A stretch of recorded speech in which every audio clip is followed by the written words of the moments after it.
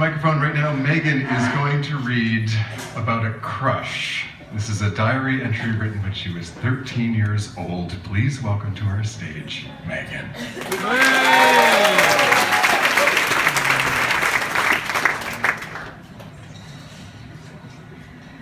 Mom says, it is easier to talk to somebody you don't have a crush on. I like it that way instead of being uncomfortable around guys. I can be friends instead. Guys I have become friends with this year are Brad Watt from tennis, Ted, John from science and math, Ryan, not really, and Aaron, kind of. Thought number 3, do I like Brad? Thought number 4, a kiss would be nice, but awkward, don't you think? A few weeks later, I wrote, well, as of the last 3 weeks, I've really come to like Brad. Not the crush sort of like, but the good friends type of like. You know, the reasons I like Brad is he never makes me feel uncomfortable or makes fun of me. Even some of my girlfriends make fun of me, aka Jessie. Note to guys, pimples turn me off.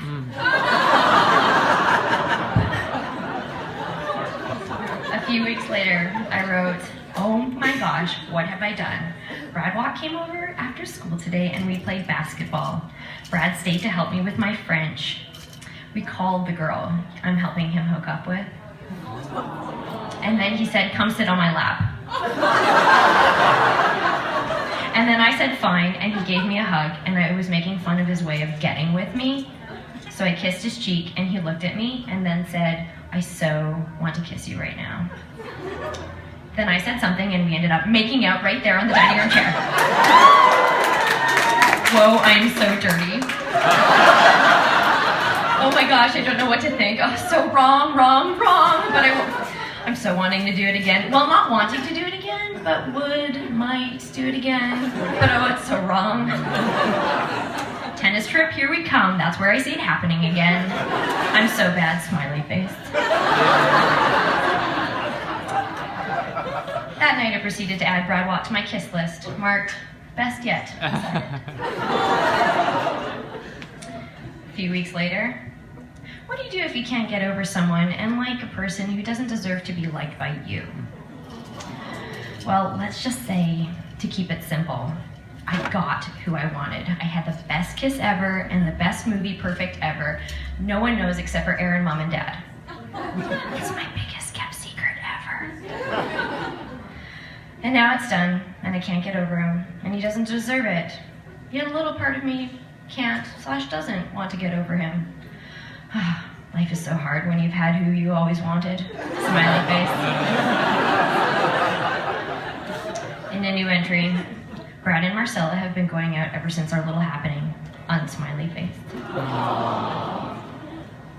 A few weeks later, well, the week goes on. I see Brad and I miss what was there before. Even if it wasn't much at all, I still miss it.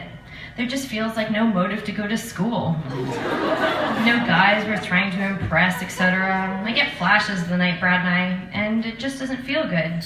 He really doesn't deserve this much thought or attention. I need to stop moping.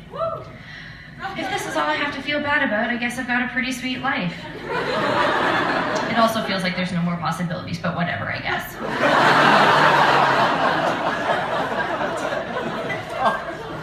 And this entry, I have to assume, was around the time that the grade 9 version of me knows that Brad and his girlfriend had been going out for what seems like forever, and I was pretty sure they were going to get married. So I just wrote, Brad isn't man enough for me.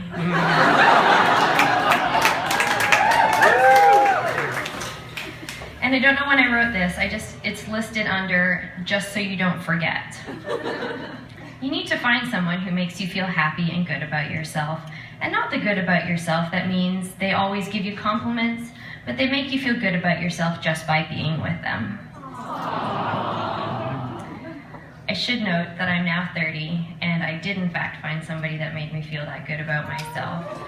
And even though when I was 15 there was no way of telling who that person would have been, it actually ended up being Brad Watt.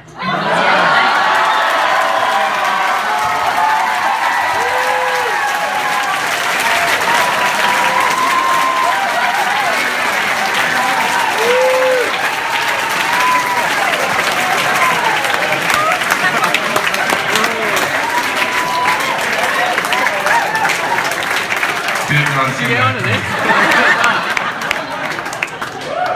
That was terrific.